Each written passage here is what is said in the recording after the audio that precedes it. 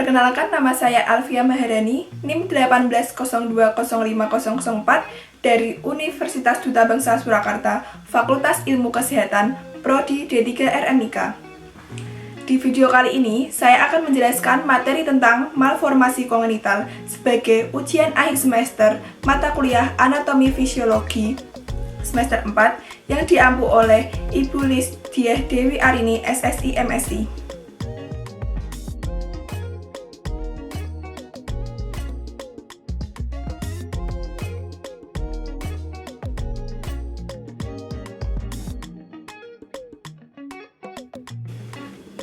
Malformasi kongenital atau kelainan bawaan adalah suatu kelainan pada struktur, fungsi, maupun metabolisme tubuh yang ditemukan pada bayi ketika dia dilahirkan, di mana timbul sejak kehidupan hasil konsepsi telur. Malformasi menyebabkan terjadinya abortus, lahir mati, atau kematian segera setelah lahir. 3-4% bayi baru lahir didiagnosis kelainan bawaan berat, dan 7,5% anak setara 5 tahun didiagnosis kelainan bawaan ringan. Kelainan bawaan juga bisa diketahui melalui pemeriksaan setelah bayi baru lahir dan didiagnosis preantenatal kelainan dengan cara pemeriksaan tertentu.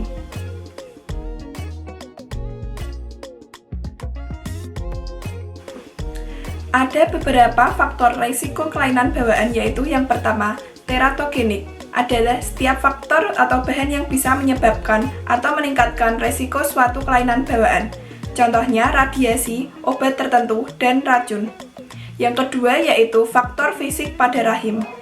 Yang ketiga, faktor gizi, di mana kekurangan asam folat bisa meningkatkan resiko terjadinya spina bifida atau kelainan tabung saraf. Yang keempat yaitu faktor genetik dan kromosom.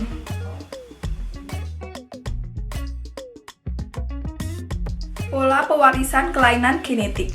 Yang pertama yaitu autosom dominan.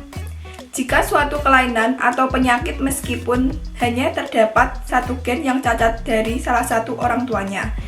Contohnya yaitu akondroplasia atau kelainan kerdil. Yang kedua yaitu autosom resesif. Jika untuk terjadinya suatu kelainan bawaan diperlukan dua gen yang masing-masing berasal dari kedua orang tuanya. Contohnya yaitu penyakit TSA. Yang ketiga yaitu X-linked. Jika seseorang anak laki-laki mendapatkan kelainan dari gen yang berasal dari ibunya, maka keadaannya disebut X-linked karena gen tersebut dibawa oleh kromosom X. Contohnya yaitu hemofilia. Yang keempat, Y-linked. Ayah menurunkan penyakit kepada anak laki-lakinya atau anak perempuan hanya membawa saja atau karir. Contohnya yaitu infertilitas.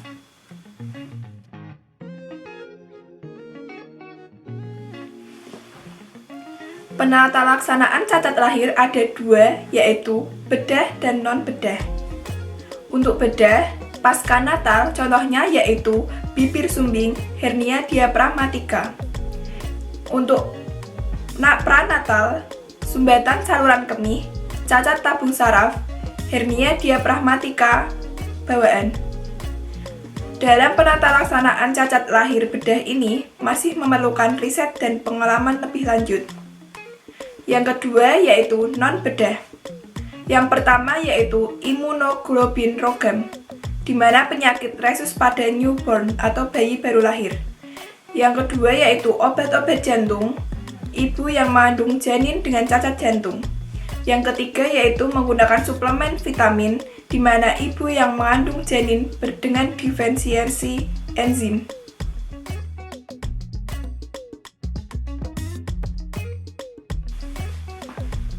Ada beberapa tipe malformasi kongenital. Yang pertama yaitu meningokal, adalah suatu selaput otak menonjol keluar pada salah satu sela tengkorak, di mana benjolan berbentuk kista, yang disebabkan oleh banyak faktor dan melibatkan banyak gen, multifaktor, dan poligenik. Yang kedua yaitu suatu kelainan tabung saraf yang ditandai dengan adanya penonjolan meninges atau selaput otak, dan otak yang berbentuk seperti kantung melalui suatu lubang pada tulang tengkorak. Penyebabnya yaitu kegagalan penutupan tabung saraf selama perkembangan janin. Gejalanya yaitu hidrosefalus, gangguan perkembangan, dan mikrosefalus. Yang ketiga yaitu hidrosefalus, adalah penyakit yang terjadi akibat gangguan aliran di dalam otak, cairan cerebrospinal. Gangguan itu menyebabkan cairan tersebut bertambah banyak yang selanjutnya akan menekan jaringan otak di sekitarnya, khususnya pusat-pusat saraf yang vital. Penyebabnya obstruksi atau penyempitan dan penyumbatan. Yang keempat yaitu fimosis, merupakan pengkerutan atau penciutan kulit depan penis. Fimosis ini suatu keadaan normal yang sering ditemukan pada bayi baru lahir atau anak kecil, dan biasanya pada masa pubertas akan menghilang dengan sendirinya.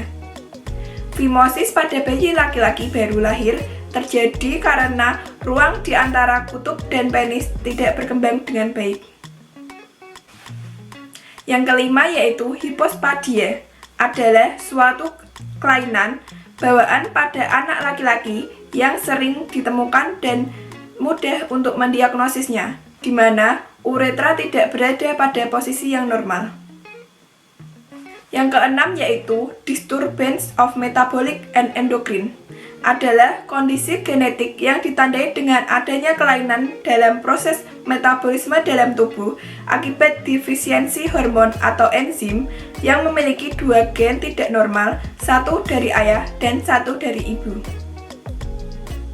Yang ketujuh yaitu gangguan glandula suprarenalis atau kelenjar adrenal.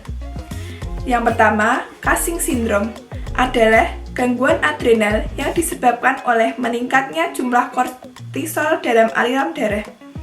Yang kedua yaitu Addison, adalah penyakit langka, kesulitan mengatasi stres, di mana produksi hormon adrenal yang tidak mencukupi menyebabkan sistem kekebalan tubuh menyerang kelenjar adrenal. Yang kedelapan yaitu achondroplasia, salah satu jenis kelainan genetik yang pada umumnya merupakan penyebab dwarfisme atau kerdil dan gangguan pertumbuhan tulang atau tidak memiliki tulang rawan. Penyebabnya yaitu gangguan hormon pertumbuhan, 20% diwariskan dari orang tua, gen-gen yang tidak normal.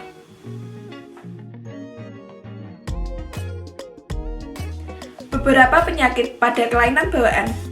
Yang pertama yaitu bibir sumbing, adalah suatu celah di antara bibir bagian atas dengan hidung, di mana terjadi jika selama masa perkembangan janin, jaringan mulut atau bibir tidak terbentuk sebagaimana mestinya.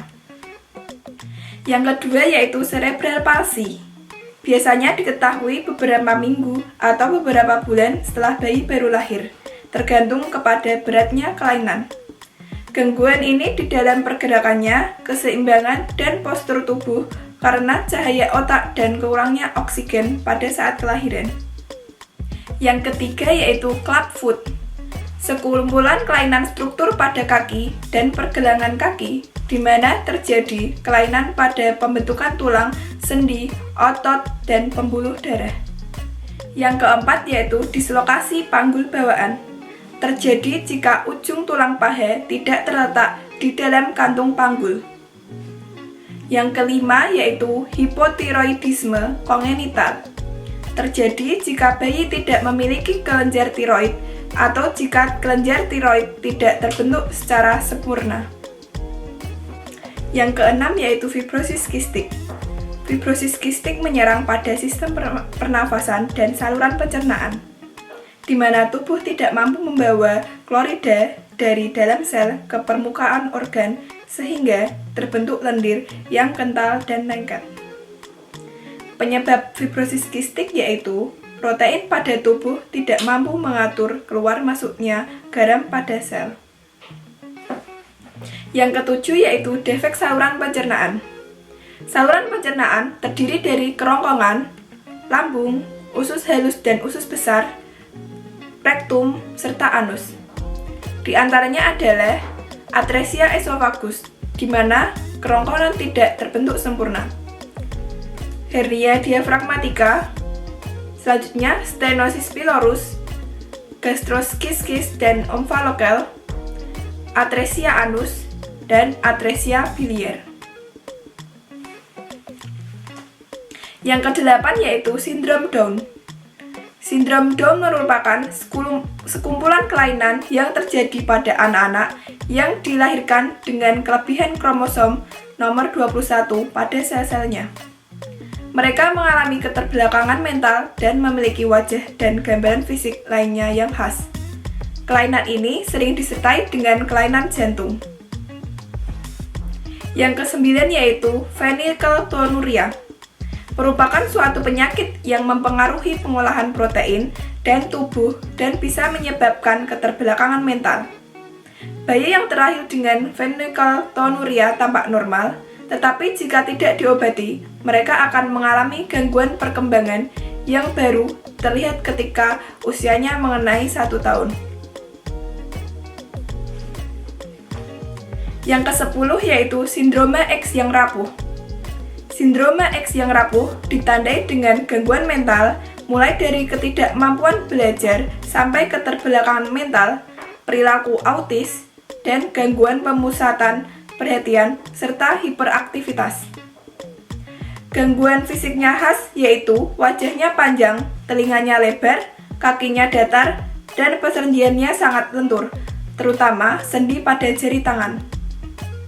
Penyakit ini lebih banyak ditemukan pada anak laki-laki. Yang ke-11 yaitu distrofi otot.